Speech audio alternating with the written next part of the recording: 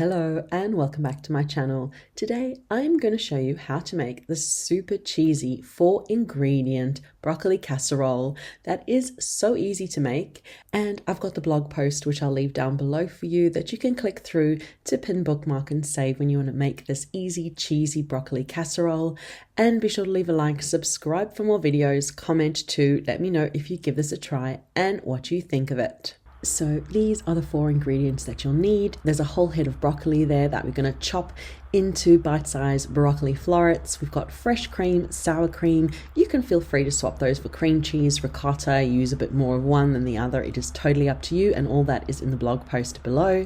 I've got some cheese that I'm going to grate, but you could use already grated cheese if you'd like.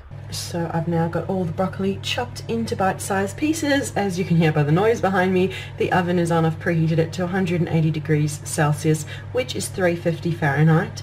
And also just a note, I have kept the stalk, I've just trimmed this edges a bit.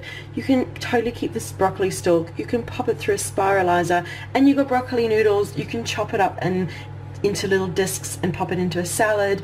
I've got it included in my broccoli salad, which I shared ages ago as well. So yeah, no waste when you're cooking with broccoli. You can definitely keep the stalk and use that again. But now we're gonna pop all the creamy deliciousness over the broccoli. So I've now got the broccoli chopped, I've grated cheese, and now we'll add the cream and the sour cream. Starting with half a cup of cream.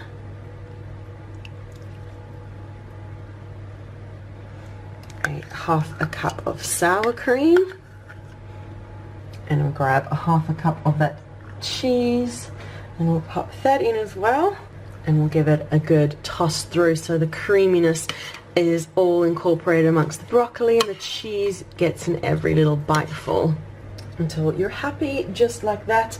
And then just top it with another half a cup of grated cheese, and then it's going to go into the preheated oven, which has just come up to temperature wonderfully.